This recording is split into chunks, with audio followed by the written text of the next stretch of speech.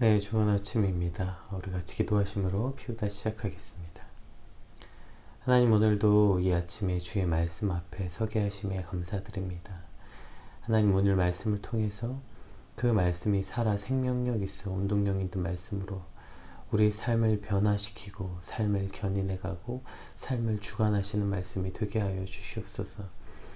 말씀을 통하여 길을 잃은 자들이 길을 찾고 소망을 잃은 자들이 소망을 찾고 또 하나님 앞에서 자신의 삶을 회복하지 못한 자들에게 완전하고 온전하신 그 주의 말씀으로 회복되는 오늘의 우리 피우다 시간이 되게 하여 주시옵소서. 주의 말씀을 묵상할 때 지혜를 더하시고 말씀을 깨닫게 하시고 깨달은 말씀이 오늘 나에게 주께서 뭐라 말씀하시는지 겸손히 엎드려 듣는 시간이 되게 하여 주시옵소서. 감사합니다. 예수님 이름으로 기도드립니다. 아멘. 오늘 함께 살펴볼 말씀은 데살로니가전서 5장 1절에서 11절 말씀입니다. 같이 읽겠습니다. 형제들아, 때와 시기에 관하여는 너희에게 쓸 것이 없음은 주의 날이 밤에 도둑같이 이룰 줄을 너희 자신이 자세히 알기 때문이라.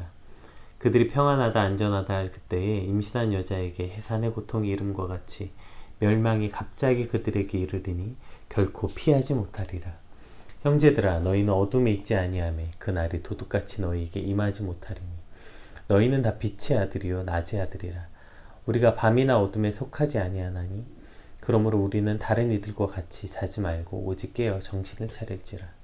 자는 자들은 밤에 자고 취하는 자들은 밤에 취하되 우리는 낮에 속하였으니 정신을 차리고 믿음과 사랑의 후심경을 비추고 구원의 소망의 투구를 쓰자. 하나님이 우리를 세우심은 노하심에 이르게 하심이 아니요 오직 우리 주 예수 그리스도로 말미암아 구원을 받게 하심이라. 예수께서 우리를 위하여 죽으사 우리로 하여금 깨어있든지 자든지 자기와 함께 살게 하려 하셨느니라. 그러므로 피차 권면하고 서로 덕을 세우기를 너희가 하는 것 같이 하라. 아멘. 이제 어저께 연결되어서 그리스도의 재림에 관한 말씀이 이제 오늘 본문에도 계속해서 나옵니다. 어제는 이제 죽음과 부활에 관해서 좀 집중적으로 살펴보았다면 오늘은 이제 예수님의 재림이 어떠한 의미인지에 대해서 아주 구체적으로 묘사하고 있는 장면들이 나옵니다. 요즘 학원들은 어떤지 모르겠는데요. 제가 어릴 때 다녔던 학원들은 이런 선생님들이 꽤 많았어요. 그러니까 예를 들면 이런 거죠. 영어 단어 50개를 줘요. 그리고 오늘 이걸 다 외우면 집에 가는 거고 못 외우면 못 가. 자, 이제부터 외워. 선생님 나갔다 올게. 이런 거예요. 그럼 이제 어떤 애들은 기를 쓰고 외웁니다. 왜냐면 집에 빨리 가고 싶으니까요. 그래서 빨리 외우고 빨리 집에 가고 싶어 해요. 그리고 다 외우면 그 아이들은 이제 그다음부터 앉아서 선생님이 빨리 오길 기다립니다. 선생님 빨리 와서 시험 봤으면 좋겠다. 이렇게 생각하죠. 왜냐면 빨리 집에 가고 싶으니까요. 근데 어떤 아이들은 그냥 놀아요. 미친듯이 놀아. 막 뛰어다니고 막 놀아요. 뭐 버티다 보면 뭐 어쩌겠어. 선생님 자기도 퇴근해야 되는데 뭐 나를 그렇게까지 오래까지 붙잡아 둘까? 뭐 이런 생각 때문인지. 근데 사실 좀 더 정확하게는 그런 생각도 없어. 그냥 이런 계산도 없어요. 그냥 하기 싫어서 안 하는 거죠. 그러니까 뒤는 아예 생각이 없어요.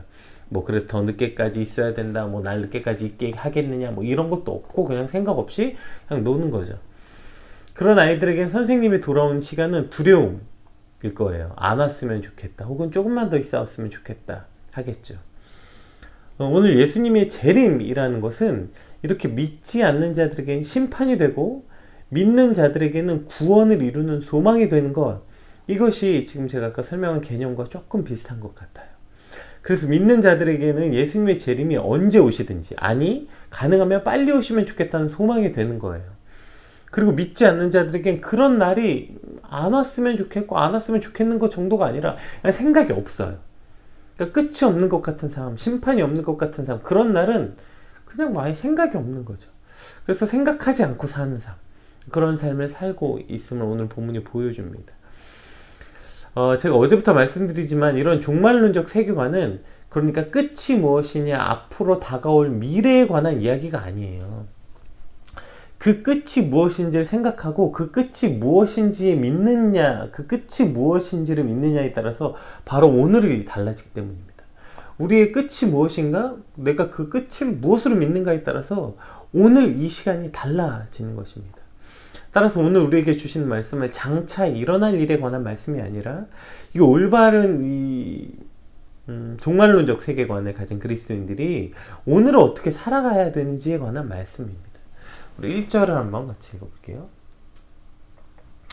형제들아, 때와 시기에 관하여 너에게 쓸 것이 없다. 여기서 형제들아, 이게 시기와 때, 이것은 이제 시간의 개념을 나타내는 대표적인 그 헬라어가 있죠. 크로노스와 그 연대기적 시간을 말하는 크로노스와 또 이제 적합한 상태의 때를 말하는 카이로스가 있는데, 그러니까 이 시간적 개념이든 상태적 개념이든 그러한 시기에 관해서는 이미 여러분에게 가르쳤다는 거예요, 바울이. 그래서 바울은 데살로니가 성도들에게 이미 이런 바른 종말론적 세계관을 가르쳤고 그걸 다시 상기시켜서 보여주고 있는 것입니다. 뭘 가르쳤어요? 2절에 주의 날이 밤에 도둑같이 이룰 줄을 너희 자신이 자세히 알기 때문이라 이미 가르쳤죠. 그들이 평안하다 안전하다 할 그때 임신한 여자에게 해산의 고통이 이름과 같이 멸망이 갑자기 그들에게 이르니 결코 피하지 못하리라.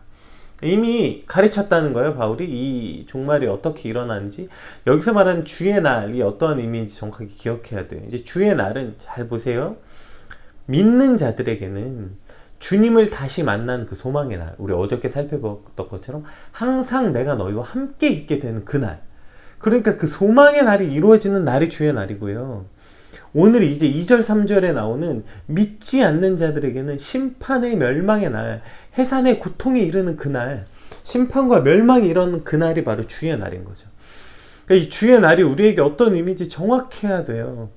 나에게 주의 날은 심판과 멸망의 날인지 소망의 날인지, 여러분의 주의 날은 어떤 것인지를 명확해야 된다는 거예요.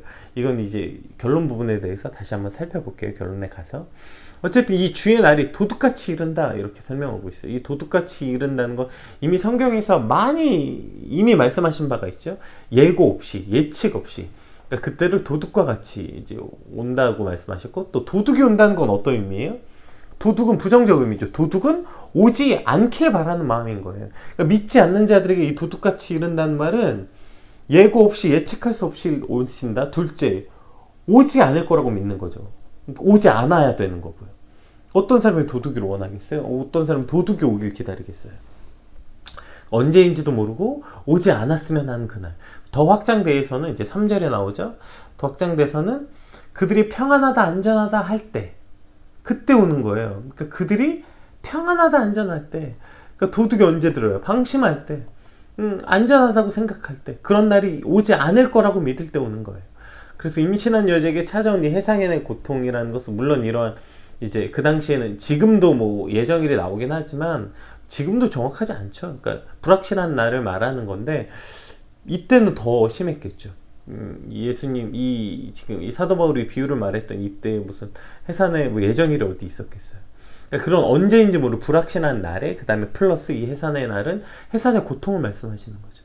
그러니까 여기서 이 예기치 못하게 찾아오는 이 고통, 멸망의 고통을 말씀하고 있는 거예요. 그러니까 그들로 시작하는 3절의 말씀은 예수님을 알지 못하는 이들, 그러한 자들의 삶의 특징을 말하고 있는 거예요. 그들이 평안하다, 안전하다 하면서 사는 거예요. 그러니까 이들에겐 심판이 없다고 생각하고 끝이 없다고 믿는 거죠. 제가 아까 위에 그 학원 설명하면서 말했던 것처럼 믿는다기보다 그냥 사실은 생각이 없는 거예요. 그러니까 그 끝을 생각하고 싶지도 않고 거기까지 깊이 생각해보지 않는 거죠. 그러니까 그런 삶의 방식은 딱 두 가지 삶의 방식을 취할 수 있어요. 심판이 없다고 믿는 삶은 최대치의 방종한 삶.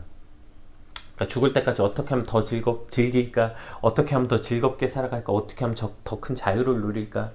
이렇게 사는 거예요. 그러니까 사회가 허락한 법에 접촉되지 않는 선에서 최대치의 방종, 최대치의 자유, 최대치의 즐거움, 최대치의 향락, 이런 걸 즐기면서 살 수 있는 그 최대치의 자유를 누리는 삶. 뭐 또 두 번째는 그러니까 내가 누리고 즐길 수 있는 최대한의 기쁨을 누리길 원하는 삶. 또 두 번째는 이제 끝이 없다고 믿으니까 더 가지려고, 더 채우려고 하는 욕망의 삶. 더 많이 가지고 더 많이 채우고 이 땅에서 더 많이 누리려는 삶. 그래서 그게 뭐 누구를 짓밟든지 뭐 하든지 상관없는 거예요. 내가 더 많이 갖고 내 욕망을 더 많이 채우면 돼요. 왜요? 심판이 없으니까 이 땅에 쌓아야 되는 거예요. 이 땅만이 소망이니까 이 땅에 올인하는 거예요. 더 악착같이 모으고 앞뒤 안 재고 어떻게든 돈이 될 만한 거 내가 더 많이 가질 수만 있으면 모든 일에 뛰어들어서 사는 거죠. 이것이 이제 심판이 없다고 믿는 자들의 삶. 도둑같이 심판이 임하게 될 사람들의 삶의 어떤 전형적인 모습이 나타나는 것입니다. 그리고 이제 대조적으로 4절부터 나옵니다.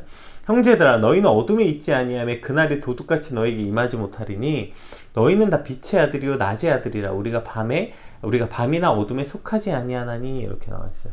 여기 개역 한글에는 번역되어 있지 않는데 이제 원어에는 그러나 너희들은 이라고 되어 있어요. 그래서 여기서 회메이스데라고 시작하는 문장이에요. 그러니까 그러니까 이 앞에 믿지 않는 자들과 대조되는 4절에서부터 이제 5절의 말씀이 나오는 거죠.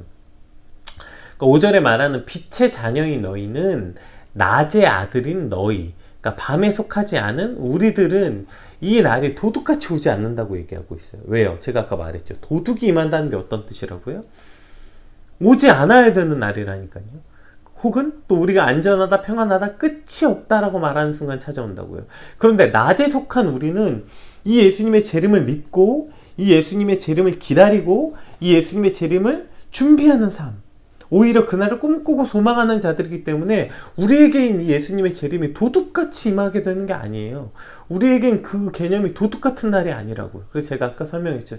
여러분에게 예수님의 재림은 심판과 멸망의 날입니까? 소망의 날입니까? 물어보는 거죠. 어쨌든 그래서 이제 첫 번째 결론이 나와요. 그러므로 우리는 다른 이들과 같이 자지 말고 오직 깨어 정신을 차릴지어다. 그러니까 이렇게 살라고 말하는 거죠. 그러니까 너희는 그렇게 어둠에 속한 그 도둑같이 임하는 자들이 아니야. 우리에게 예수님의 재림은 우리는 다 빛의 아들이요 낮의 아들이기 때문에 우리는 밤에 속하지 않은 자들이기 때문에 우리에겐 그날이 도둑같이 임하는 게 아니야. 그러므로 너희는 이렇게 말하죠. 잠자는 이들, 영적으로 무지하고 어두워져서 다가오는 심판을 알지도 못하고 믿지도 않는 자들과 같이 너희도 자지 말고 깨어서 있으라고 말씀하시는 거예요. 그리고 7절에는 자는 자들은 밤에 취하고 자는 자들은 밤에 자고 취하는 자들은 밤에 취하되 이렇게 나와 있어요. 그러니까 여기서 밤에 자는 자들은 밤에 취한다 이런 거예요. 그러니까 하나님이 없는 삶, 그것이 밤이죠. 어둠인데 거기 있는 사람은 그냥 거기 취해서 사는 거예요. 마치 술에 취한 것처럼 혹은 뭐 약에 취한 것처럼 심판이 바로 앞에 온 줄도 모르고 하나님 없는 자기 삶에 취해서 그냥 흥청망청 살고 있는 거예요. 그걸 표현하고 있는 거죠. 그러나 우리는 8절에 우리는 낮에 속하였으니 정신을 차리고 믿음과 사랑에 호심경을 붙이고 구원의 소망의 투구를 쓰자. 여기서 말하는 이 호심경은 이제 흉배를 말하는 건데 로마 군인들이 군복 위에 입는 갑옷과 같은 거였어요. 그래서 목에서부터 허리까지 이르는 튼튼한 가죽 보호대, 지금으로 따지면 방탄복 같은 거라고 해요. 투구 뭐 잘 알죠. 헬멧이죠. 머리를 보호하는 헬멧. 그러니까 전쟁에서 치명상을 입을 수 있는 그러니까 뭐 심장이나 장기를 보호해 줄 수 있는 이 가슴과 이 장기를 보호해 줄 수 있는 이 방탄복 같은 거, 그리고 당연히 그러니까 목에서부터 장기를 보호해 줄 수 있는 방탄복, 그리고 이제 당연히 주요 머리를 보호하는 헬멧 같은 거. 그러니까 하나님을 향한 믿음과 사랑, 그리고 그것이 우리의 호심경이 되고 또 하나님을 소망으로 하는 삶이 우리의 소망의 투구가 된대요. 근데 보세요. 갑자기 왜 이러한 방어구가 등장하는 걸까요? 그러니까 오케이, 어둠에 속한 자들은 밤에 취해서 살고 낮에 속한 우리는 낮에 속해서 살면 되는데 갑자기 방어구, 전쟁에 필요한 이 방어구가 등장해요. 이게 뭐예요? 그러니까 이 낮과 어둠은 그냥 개념으로서 존재하는 게 아니라 치열한 전쟁이라는 거예요. 영적인 전쟁을 지금 설명하고 있는 거예요. 이 낮과 어둠은 개념으로서 존재해서 오케이, 우리는 낮, 오케이, 쟤네들은 어둠, 이런 게 어떤 개념적으로 어딘가 이데아에 존재하는 일이 아니라 실제 오늘을 살아가는 저와 여러분의 삶에 치열한 영적 전투가, 이 어둠과 낮에 치열한 영적 전투가 존재한다는 거예요. 그래서 이 전쟁 속에서 우리를 지키기 위한 이 방어구, 그래서 우리가 깨어서 근신해서 이 방어구로 준비해야 된다는 거예요. 그러니까 이 개념으로서의 세계관을 가지는 것이 아니라 현재 전투가 일어나고 있음을 보여주고 있는 거죠. 그러니까 이 어두움이 어떻게든 낮을 삼켜버리고 난리를 치고 있는 거죠. 근데 어떻게 이 어두움이 빛을 삼켜요? 말도 안 되죠. 그렇죠? 빛은 그냥 어둠이 오면 물러가게 돼 있는데, 문제는 이거죠. 그 빛이, 빛의 근원이신 예수 그리스도를 잃어버리는 순간 실제로 우리는 빛을 잃어버리기 때문이에요. 그걸 알기 때문에 저 어둠이 난리를 치고 있는 거죠. 제가 오늘 본문 말씀을 깨어 정신 차릴지어다 이제 말씀드렸던 6절에 보세요. 여기 나와요. 오직 깨어 정신 차릴지라. 그리고 8절에 또 말해줘. 우린 낮에 속하였으니 정신을 차리고 이렇게 설명되어 있어요. 그러니까 오늘 이 6절에서 8절은 강력한 권면이 두 번이나 나오고 있는 거예요. 우리가 지금 영적 전투 가운데 있다. 그래서 우리가 해야 될 일이 뭐예요? 깨어 정신 차릴지어다. 정신 차려라. 오늘 이 말이 저와 여러분의 어두움을 물리치고 깨어나는 그런 말씀이 되길 소망합니다. 그러니까 깨어 정신 차려라, 이게 뭘 뜻해요? 넌 어두움에 속한 자가 아니라 빛의 자녀인데 왜 이 심판을 두려워하냐는 거죠. 이게 이제 첫 번째 깨어 정신 차려야 되는 것. 그러니까 너는 심판을 두려워하는 쪽이 아니라 너는 이쪽 편에, 너는 오히려 그걸 기뻐하고 기다려야 되는 애인데 왜 그 두려워하는 저쪽 편에 속한 애들처럼 그렇게 하고 살아? 정신 차려! 이런 의미이기도 하고요. 두 번째는 이런 거죠. 너는 빛의 자녀인데 왜 자는 자들과 같은 자, 왜 잠에 취해서 어둠에 취한 자들과 같이 사냐는 거예요. 마치 하나님이 없는 자들과 전혀 다르지 않게 심판이 없는 것처럼 막 살아. 왜 어떻게든 저렇게 즐기고 행복하고 재밌게 살려고 길을 쓰고 살아가는 저들. 또 그렇게 뭘 그렇게 이 땅에 많이 쌓으려고 더 많이 가지겠다고 그렇게 탐욕에 쩌들어서 살아. 정신 차려, 예수님 오실 거야. 이런 뜻이죠. 이 어두움이 오늘 우리를 물들게 해서 밤에 취한 자들처럼 우리의 삶의 방식 또한 저들, 그러니까 심판이 없는 자들, 이 예수님이 다시 오시지 않을 것 같은 저들의 삶의 방식과 같게 만들려고 한다는 거예요. 그래서 오늘 우리는 깨어 정신 차려라. 믿음과 사랑에 호심경을 붙이고 구원의 소망을 투구를 쓰고 살아가라고 말씀하고 계시는 거죠. 오늘 저와 여러분의 삶이 이러한 삶이 되길 정말 주님의 이름으로 축복합니다. 빛의 자녀답게 정신 차려서 깨어서 어둠에 물들지 않고 어둠에 취한 자들처럼 살아가는 것이 아니라 빛의 자녀들답게 살아가는 것. 이제 그 하나님의 마음이 이제 내가 너희를 왜 부르셨는지에 대해서 이제 9절에서 10절에 나옵니다. 하나님이 우리를 세우심은 노하심에 이르게 하심이 아니요 오직 우리 주 예수 그리스도로 말미암아 구원을 받게 하려 하심이라. 예수께서 우리를 위하여 죽으사 우리로 하여금 깨어 있든지 자든지 자기와 함께 살게 하려 하셨느니라.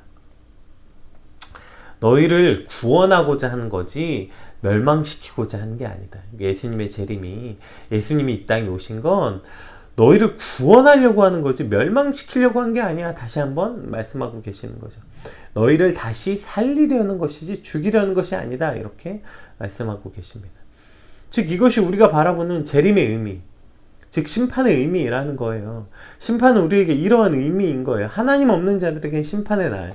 그러나 우리를 세우시고 우리를 부르신 우리에게는 주 예수 그리스도로 말미암아 구원을 얻게 하시려고 우리를 예수와 함께 살게 하려 하신다는 것.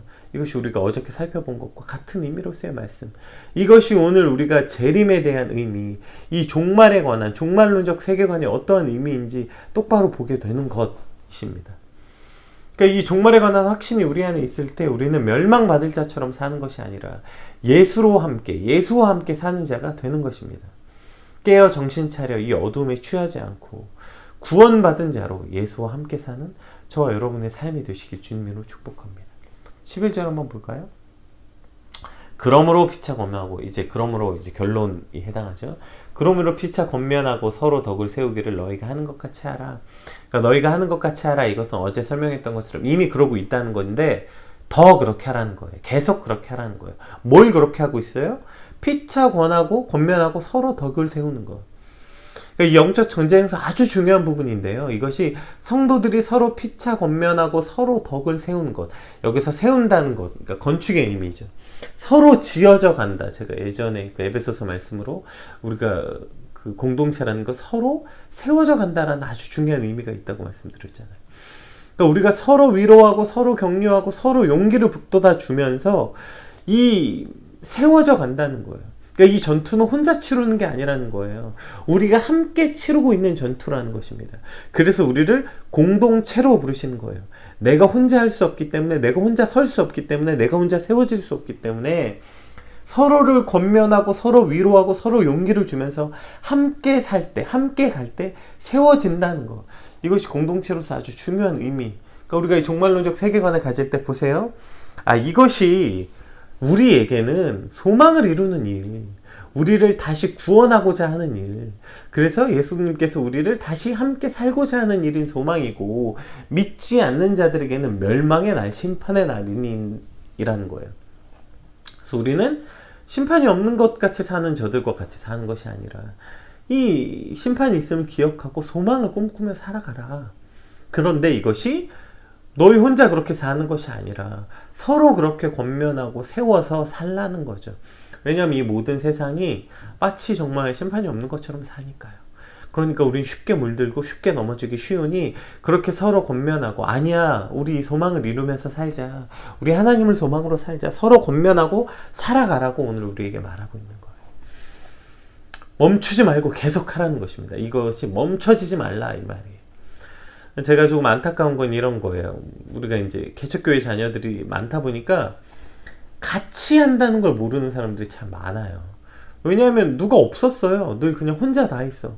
혼자 주보 뽑고, 혼자 반주하고, 혼자 교사하고, 키케야 뭐 동생, 누나, 형제들과 함께 하는 것 정도. 그래서 누군가 함께 해서 함께 세워져 간다는 의미를 잘 몰라요. 함께 세워져 간다는 공동체적 이 의미를 모르는 경우가 참 많아요. 사실 오늘 세우다래요. 오늘 이 피우다를 우리가 시작한 이유도 그거 아닙니까?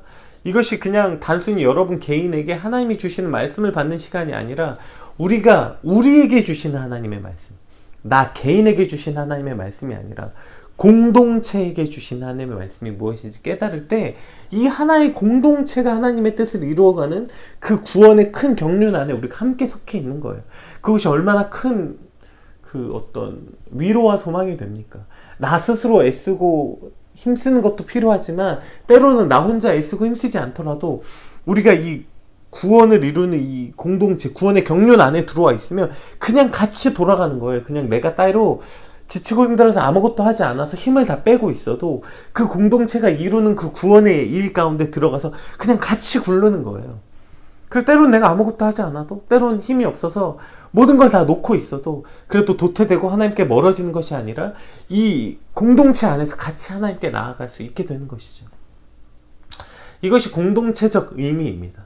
그러므로 피차 권면하고 서로 덕을 세우기를 너희가 하는 것 같이 계속하라. 끊임없이 하라. 이렇게 말하고 있는 것입니다. 여러분, 이제 주말이 시작돼요. 오늘 또 내일은 사실 이제 피우다를 함께 할 수 없게 되지만 이 시작되는 주말이 여러분에게 좀 그런 시간이 됐으면 좋겠어요. 그래서 어떤 사람들은 막 함께 하는 것이 오히려 막 시간 낭비, 에너지 낭비라고 생각할 때도 많은 것 같아요. 여러분, 그렇지 않습니다. 전 여러분이 이것을 꼭 체험했으면 좋겠어요. 때로는 에너지가 소모되기도 하죠. 때로는 진짜 시간이 좀 아까울 때도 있어요. 그러나 그 모든 시간이 헛된 시간이 아니라 그것이 서로를 권하고 덕을 세워주는, 나도 서게 되고 그것을 통해서 저 사람도 세워져가는, 함께 지어져가는 과정이라는 것입니다. 이제 시작되는 주말 가운데 오늘 피우다에 함께 하시는 모든 여러분의 삶이 이렇게 서로에게 이런 사람이 되어주고 이러한 공동체 속에 속해서 서로에게 정말 권면하고 피차 덕을 세워져가는 귀한 시간이 되었으면 좋겠습니다. 오늘 말씀을 통해서 이제 심판이 없는 것 같이 살아가는 것이 아니라 어두움에 취해 그냥 세상에 끝이 없는 것처럼 끝에 대한 생각이 없는 것 같은 자들, 그래서 최대치의 자유로움을 취하고 탐욕을 위해서 살아가는 것이 아니라 이 올바른 종말론적 세계관, 이제 예수님께서 이 땅에 오실 것을 믿고 이 땅에 소망을 두고 이 땅을 위해서 살아가는 저들의 삶의 방식이 아니라 도둑과 같이 심판을 바라보는 것이 아니라 우리가 날마다 깨어 근신할 때 정신 차려서 저들과 같이 되지 않고 이 믿음과 사랑의 호심경, 그것을 무장하고 구원의 소망의 투구, 이것을 쓰고 살아가는 오늘 저와 여러분의 삶, 오늘 우리의 주말이 되길 소망하고, 그것이 나 혼자가 아니라 공동체로서 우리에게 서로 권면하고 덕을 세워주는 저와 여러분의 주말이 되시길 축복합니다. 우리 받은 말씀 놓고 함께 기도하고 또 같이 우리의 한 주를, 이제 주말을 어떻게 살아갈지 주의 말씀을 좀 같이 정리하는 그런 시간 갖겠습니다. 여러분, 말씀으로 승리하시는 여러분의 주말 또 주일이 되시길 주님으로 축복합니다. 우리 함께 기도하고 큐티하겠습니다.